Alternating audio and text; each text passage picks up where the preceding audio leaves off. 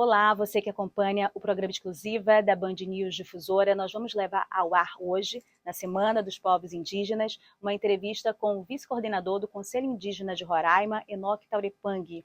O Enoque vai explicar um pouco como funciona o Conselho Indígena de Roraima, que este ano, em 2023, completa 50 anos de luta, de organização, da movimentação e de atuação em vários setores na autodeterminação dos próprios indígenas. Eles atuam na saúde, na educação, no setor jurídico, sendo uma referência para o movimento indígena em todo o país. A gente vai conhecer, a partir da fala do Enoque, um pouco mais dessa importante organização do movimento indígena, que é o Conselho Indígena de Roraima, e de como ela acabou influenciando, inclusive, nos últimos 4 anos, na defesa do Congresso Nacional dos Direitos Indígenas por meio da atuação da deputada federal, ex-deputada federal, Joênia Wapichana. O Enoque também fala desse novo momento do movimento indígena, que é a participação dele na formação e na execução de políticas públicas para os indígenas em órgãos do governo federal. Bom, é importante também destacar, quando se fala de Conselho Indígena de Roraima, que ele tem uma área de atuação que abrange as 35 terras indígenas do estado de Roraima, com uma extensão de mais de 10 milhões de hectares, onde vivem uma população de 58 mil indígenas em 465 comunidades em todo o estado. E aí são indígenas das etnias de Macuxi, Wapixana, Ingaricó, Patamona, Sapará, Taurepang, Waiwai, Yanomami, Uequana e os povos isolados Pirititi. A atuação direta do CIR se desenvolve através de 10 conselhos regionais que formam as suas bases de atuação política, envolvendo etno-regiões que vão desde as Serras, Surumu, Baixo Contigo, até Alto Cauamé, e uma população nessas comunidades em torno de 30 mil habitantes. A rigor, o CIR representa os povos indígenas de todo o país, como disse, através do destaque, né, de suas lideranças, como é o caso da atual presidente da FUNAI, a primeira indígena a presidir a FUNAI, Joênia Wapichana. Então fique aí, acompanhe a entrevista do Enoque Taurepang. Enoque, nos últimos 50 anos, vocês estão colocados numa região que o resultado da votação mostrou, né? A quantidade de votos que Roraima deu para o governo Bolsonaro, em que pese tudo que o governo Bolsonaro representou para o movimento indígena. Então, vocês estão nessa região e aí vocês existem como CIR há 50 anos. E avançaram tudo que avançaram e são referência nesse movimento indígena. Para além disso, nos últimos 4 anos, várias comunidades sentiram peso dessa disfunção, do desvio das funções da FUNAI, a piora nesse sentido. Você acha que isso chegou de uma forma diferente para vocês em função das opções de organização de vocês, inclusive da busca pela representatividade política, né, fazendo a primeira deputada federal que representasse realmente a decisão dos indígenas? E um outro ponto, você avalia que esse mandato indígena, que foi uma decisão do CIR, foi para além da expectativa de vocês, no sentido que ela acabou atuando pela defesa dos povos indígenas do país inteiro? Primeiramente, a nossa história ela é quase igual a história do Bolsonaro. O Bolsonaro ele não perdeu para ninguém, ele perdeu para ele mesmo. Pela falta de inteligência e falta de conhecimento da política. Isso é claro. As pessoas que apoiam ele são lunáticos. Independente se ele mata 1 ou 2 ou 3, continuarão apoiando ele sempre. Esses são os bolsonaristas. Independente se ele está com razão ou não, eles estão ali com ele. E ele conseguiu fazer com a política dele pegar boa parte, usar ferramentas que hoje a sociedade ela quer retomar isso, que é a questão da família e que é a questão da religião. O Brasil é um país que ele sente falta disso, ele sente falta de heróis. E quando mesmo um lunático levanta dizendo que vai defender a família, eles acreditam. Quanto mesmo um lunático diz que Deus é bom e que Deus vai salvar o Brasil, mesmo ele matando muitos na pandemia, eles acreditam, porque ele levanta, ele tem coragem de levantar e falar essas mentiras. Fala uma coisa, as atitudes são outras. E as pessoas, eles não estão ligando para as atitudes, eles estão ligando para o que fala. Esse é o mundo digital que a gente vive hoje. As pessoas acreditam no que vem ali momentaneamente. Então, nós, o CI, a gente falhou. Para que muitos indígenas votaram nele. Uma gama muito grande de evangélicos, porque a igreja evangélica ela invadiu os territórios indígenas e implantou essa questão aí de política dentro da própria igreja, não só nas áreas indígenas, mas em todos os locais da sociedade. As igrejas evangélicas elas se tornaram comitê político, elas perderam a essência dela. E outra coisa que a gente deixou o que a gente deixou de atuar como conselheiros, como pessoas que iam lá perguntar para o pai, para a mãe da família o que estava passando, o que poderíamos ajudar. Esse nosso braço, que eram os conselhos regionais, conselhos comunitários, eles enfraqueceram. E, consequentemente, a gente perdeu território para as igrejas evangélicas que fazem isso. Então, se você se sente desamparado por todos, você vai aonde você sente algum tipo de conforto, mesmo ele sendo mentiroso. E outra questão do movimento indígena é que nós aqui de Roraima, o movimento indígena de Roraima, a gente resistiu muito a essa questão da política partidária, a gente não se envolver. Agora que a gente começou a pensar de como a gente atuar, de como a gente lançar os nossos, a partir de Joênia, que foi com uma experiência bem sucedida, e a gente viu que deu certo, e aí que a gente começou a refletir sobre se esse nosso distanciamento da política partidária era bom.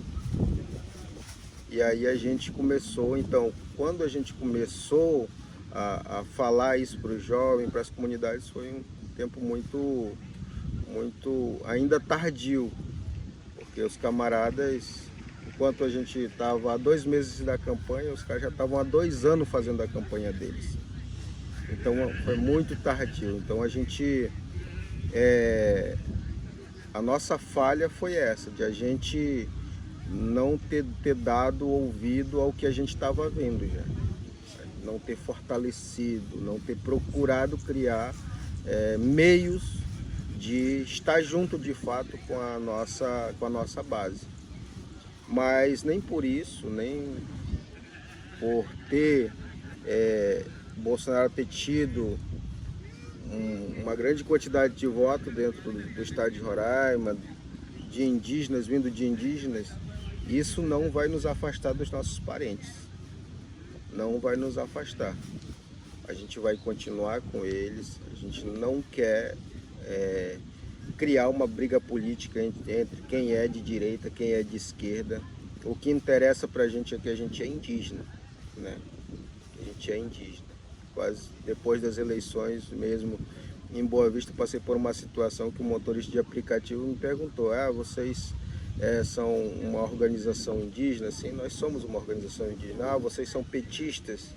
Eu falei, vocês são petistas? Eu falei, como é que é? Ele falou, da esquerda. Eu falei, não, eu sou indígena. Eu sou indígena, eu não tenho um partido político e nem uma sigla no peito de partido. Eu sou indígena. Ele falou, não, mas tu deve ter alguma opção. Eu falei, a minha opção é a das comunidades indígenas, é de lutar todos os dias, é de acordar todos os dias para lutar. Porque se eu for escolher um partido, ou uma direita ou uma esquerda, se eu ver a história, eu vou ver sempre meus parentes sendo mortos, independente de qual delas sejam. Então eu não me sinto representado. Nesse caso, vocês estão compondo, né, como indígenas, o governo. Você acha que só isso basta? O que precisa para que a FUNAI realmente mude, para que a Joênia realmente tenha condições de fazer na FUNAI o que ela fez no mandato dela? A Joênia ela vai precisar de parcerias de verdade. Uma coisa ela tem que ficar bem entendida a todos, que Joênia só aceitou esse convite porque Lula ligou diretamente a ela. só por isso. Por nós, Joênia, ela não aceitaria essa presidência da FUNAI, por nós. O que nós queríamos era que ela fosse ministra, onde ela teria uma voz, um peso a mais na sua voz, nos seus posicionamentos. A gente torce muito, que a gente não queria que ela assumisse a FUNAI, mas quando ela falou eu vou assumir, consequentemente nós, quanto base, a gente se mobiliza para dar esse apoio a ela, para ela não ficar na mão de partidos políticos e nem de negociações políticas. Porque isso é o que também nos deixa com medo dessas negociações políticas. Ah, eu não posso me posicionar porque o meu partido não me autoriza. Ah, eu não posso falar isso aqui ou acompanhar isso aqui porque o meu partido ele não pode. Porque senão vai entrar em conflito com outros partidos. E é esse respaldo que a gente quer dar a Joênia. Seja livre, tenha posicionamento, se posicione. E a gente sabe que ela vai fazer isso, porque Joênia, quando ela foi para a Câmara Federal, ela não entrou em grupos.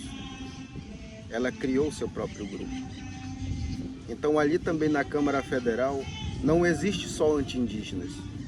Existem pessoas também que estão ali para defender a sociedade, que também os quilombolas, os ribeirinhos, tem pessoas ali que representam, mas que em algum momento não faltava um ponto fixo para eles, para que eles também pudessem se mobilizar. E Joênia foi uma dessas pessoas que foi um ponto fixo de confiabilidade, de passar confiança a esse outro. Então foi esse grupo, foi essas pessoas guerreiras que atuaram durante esses 4 anos contra o retrocesso. Tem uma questão que vocês têm tratado aqui e trataram ontem, a situação dos Yanomami, que é uma situação extremamente delicada. Vocês estão fazendo uma frente de busca ajuda humanitária e urgente, porque é urgente a situação, mas ela é muito complexa. A estimativa de 20 mil invasores é algo que o Estado tem de resolver, não tem como delegar para outros, por mais boa vontade que se tenha, é o Estado que tem que resolver. E como é que resolve isso, assim, sem essa estrutura? Eu queria que você desse a sua opinião. Qual a expectativa de vocês em relação a esse apoio que ela precisa na FUNAI para resolver uma situação tão urgente como, por exemplo, a dos Yanomami, que não é a única, né? Tem outras situações graves também. Primeiramente, Joênia, ela tem que assumir a FUNAI de fato e ter o orçamento necessário, né, para ela fazer isso aí. Porque articulações políticas nós temos, isso a gente tem. E boa vontade dos próprios parentes, que também tem muitas organizações, né? Yanomami, muitas mesmo. Falta uma coragem, uma boa vontade de eles começarem a tirar essas pessoas. Sabe? Raposa Serra do Sal, quando foi desentrusado, quando foi tirada de garimpeiro, a Polícia Federal ela veio só para ficar olhando o trabalho dos indígenas. Porque quem fez todo o trabalho de retirada, de ir lá tirar maquinário, de ir lá bater na porta e tirar as coisas, colocar em cima de caminhão, foi todos os indígenas. As pessoas, a Polícia Federal, o FUNAI, ela veio só para ficar de braço cruzado olhando os parentes fazer todo o trabalho. Então, assim, a gente sabe como é que funciona. Agora, esperar que o Estado faça isso sempre não vão. Porque o Estado ele pode atuar durante 1 ano, 2 anos, junto com o policiamento, o exército dentro da terra indígena Yanomami. Mas no momento que eles saírem, eles vão entrar de novo. E se não tiver um povo preparado para expulsar essas pessoas de lá e defender seus territórios, eles nunca irão sair de lá. O Estado também, ele não tem verba para fazer toda esse papel de estar todo dia ali fazendo essas operações, que é muito caro. E quando uma coisa demora demais acontecendo, começa a acontecer essas coisas erradas também. Corremos o risco, se a gente colocar um exército, uma polícia ali dentro continuamente, o garimpeiro ele é um ser muito ganancioso e ele passa essa ganância para outras pessoas. ele entra, ele vai contando história bonita, ele vai contando sobre o Eldorado, vai entrando no seu ouvido e é tipo um vírus que vai entrando na sua cabeça, o seu olho começa a brilhar e que é muito dinheiro mesmo, é muito dinheiro mesmo, e se você não tiver cuidado você é corrompido. Tanto é que Roraima todo está envolvido com o garimpo. Roraima todo está envolvido com o garimpo. Então, assim, se os parentes não forem para o fronte de batalha, pro ou vai ou racha, pro tudo ou nada, eles vão continuar ali dentro.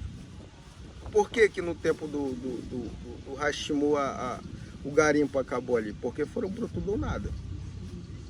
Infelizmente, eles tiveram que derramar sangue, porque o Estado não está nem aí para quando um parente é assassinado, para quando 10 parentes são assassinados.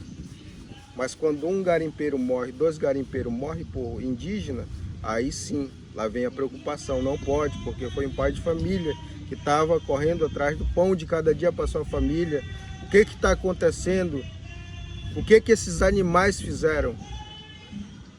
Então, quanta desigualdade nas informações, quanta desigualdade nessa questão de tratar esse assunto sobre o garimpo, sabe? Eu enfrentei garimpeiros dentro da minha terra indígena e eu fui muito claro para eles. Eu dei um recado muito claro para eles. Eles tiveram muita sorte de eu não estar no meio do grupo que achou eles, porque senão a gente ia tapar os buracos que eles cavaram dentro da minha terra indígena com eles próprios. Porque esse recado que a gente tem que dar. Porque pacífico, chamar a polícia, para no outro dia a gente encontrar esses mesmos camaradas no meio da rua, é colocar a nossa vida em jogo. Esse ato de eu falar aqui para você, passar essa informação, é eu colocar a minha cabeça a prêmio. Mas eu prefiro colocar minha cabeça a prêmio falando isso do que ficar calado e deixar uma terra indígena em jogo onde os meus filhos daqui a alguns anos não vão poder morar dentro dela. Porque lá vai ter garimpeiro e vai estar mandando e desmandando dentro da minha comunidade, dentro da minha terra indígena. E isso, se depender de mim, isso nunca vai acontecer. E o meu filho, as minhas filhas, elas estão sendo criadas com esse mesmo posicionamento. Com esse mesmo posicionamento. Então, quem tem que cuidar de terra indígena não é governo. O governo está ali para ajudar com as suas políticas públicas. Isso é certo. E fazer cumprir o que está na Constituição.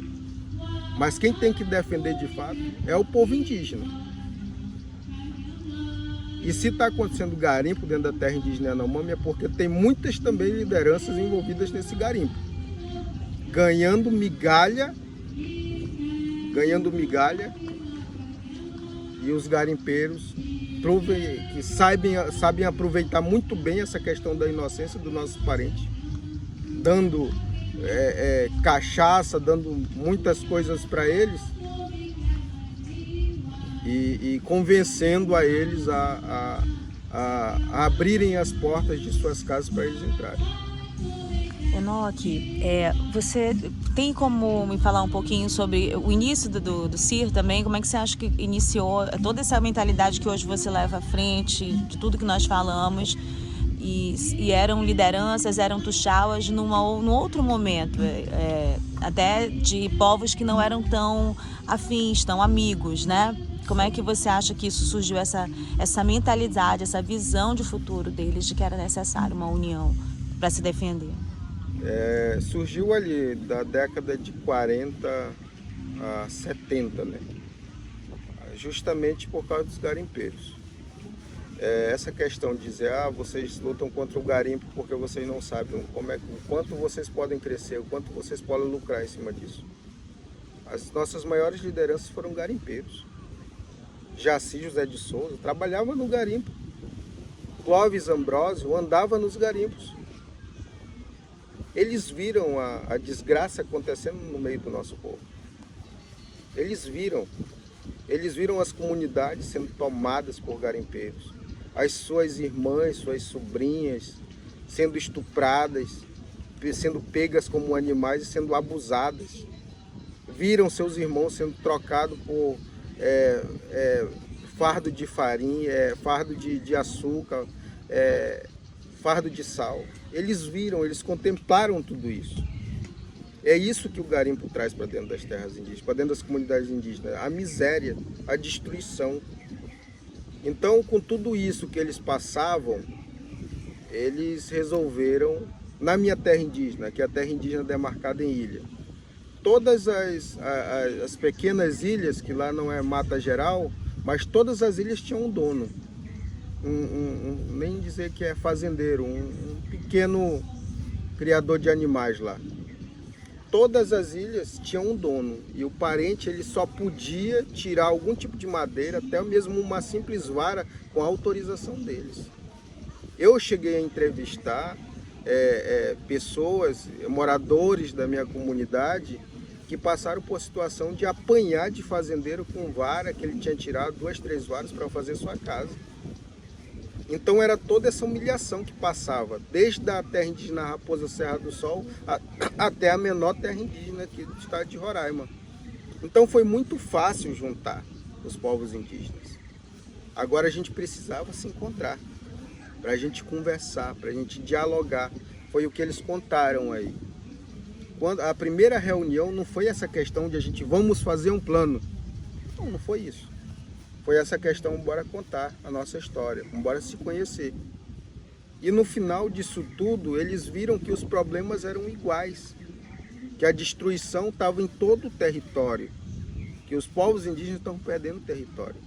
E que nós, desunidos, a gente poderia até conseguir, mas muitos iriam morrer, muito mais do que já tínhamos morrido.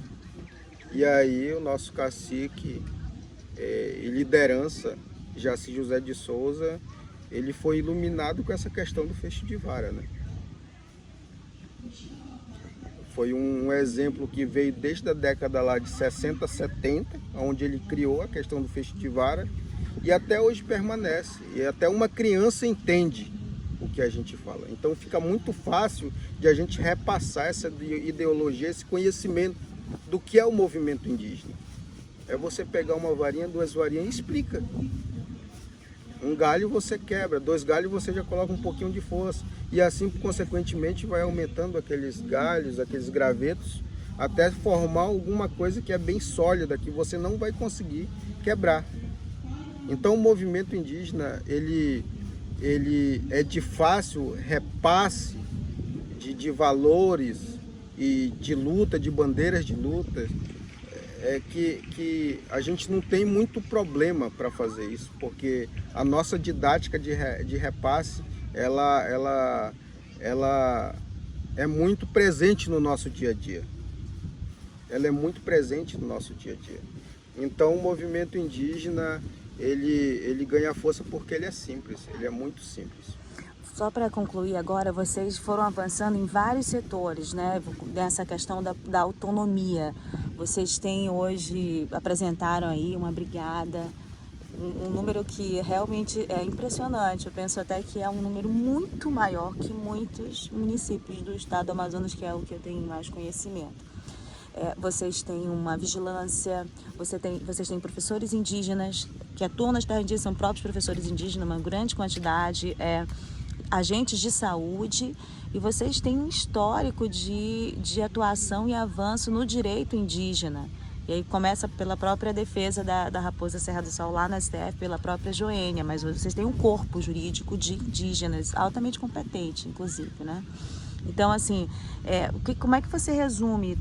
E aí várias outras coisas vocês apresentaram na questão da agronomia, da plantação, do próprio turismo, fazendo outras frentes de captação de energia para as comunidades. Como é que você resume o que se tem hoje a partir dessa ideia do Conselho? Então, eu estava falando de algumas coisas e eu acabei esquecendo um ponto crucial e que entra nisso aí. Todos os movimentos sociais, não só o indígena, eles avançaram, eles criaram uma grande força a partir dos seus centros, a partir das suas escolas. Isso há um tempo atrás, quando os movimentos sociais eram ainda mais massacrados. O MST tinha as suas escolas, muito mais atuante, creio eu. E assim por diante. O Conselho Indígena de Roraima tinha os centros, tinha as escolas indígenas, que formava o jovem, que repassava informações de fato para tornar ele de fato liderança. E aí veio um governo que começou um pouco a atender às nossas necessidades e a gente começou a deixar essa educação na mão do governo. Deixou as escolas de fato tomarem de conta das nossas comunidades, deixou os nossos jovens irem para a universidade em busca do tal conhecimento. E hoje a nossa análise é que a gente falhou, a gente deixou a educação dos nossos filhos na mão do Estado. E o Estado ele nunca vai ser indígena. Estado será sempre Estado, Estado será sempre governo. E a gente, é uma das nossas estratégias aqui dentro de Roraima, é essa formação dessas pessoas. É isso que eu falei dos parentes Yanomami. Eles têm que reagir, eles têm que fazer os filhos dele irem para fazer essas coisas. É o que a gente está fazendo dentro do estado de Roraima. Temos o GP20, temos os brigadistas, temos os projetistas, temos os professores. Então é uma gama de pessoas que a gente está pegando e o nosso maior sonho é fazer com que essas atividades elas se tornem remuneradas, para que a gente não precise de polícia militar batendo no nosso parente dentro das terras indígenas, para que a gente não precise ocupar ainda mais as instituições que trabalham com essa questão do meio ambiente, que a gente possa ter de fato um corpo atuante, não só durante 2 ou 3 meses dentro da comunidade, mas que ele seja presente. Então, assim, tudo que a gente pensa para dentro das comunidades indígenas não é uma coisa passageira. Nós queremos que seja permanente de fato. E pelos próprios indígenas, que seja criado pelos próprios indígenas, que seja fomentado pelos próprios indígenas, pelos filhos.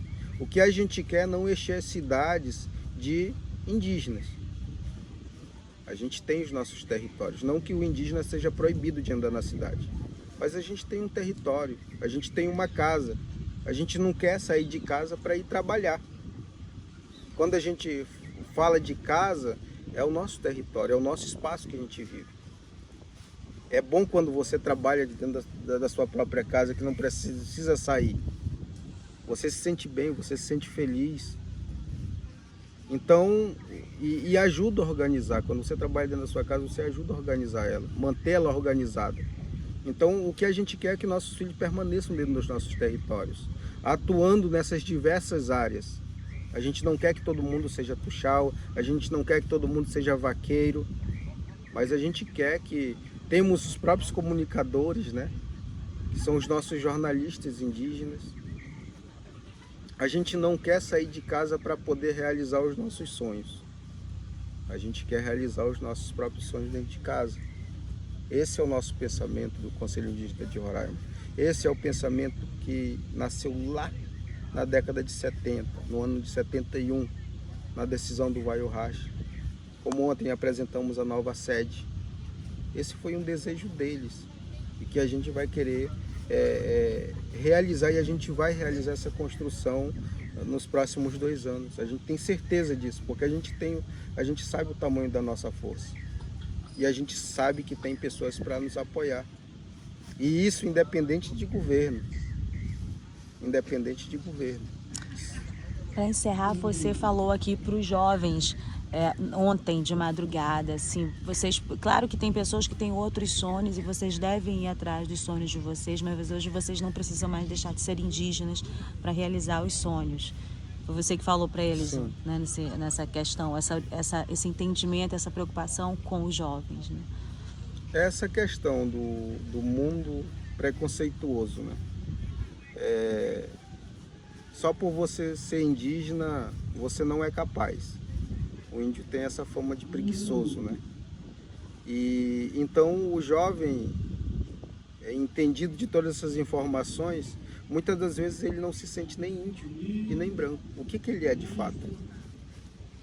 Ele vive procurando uma identidade.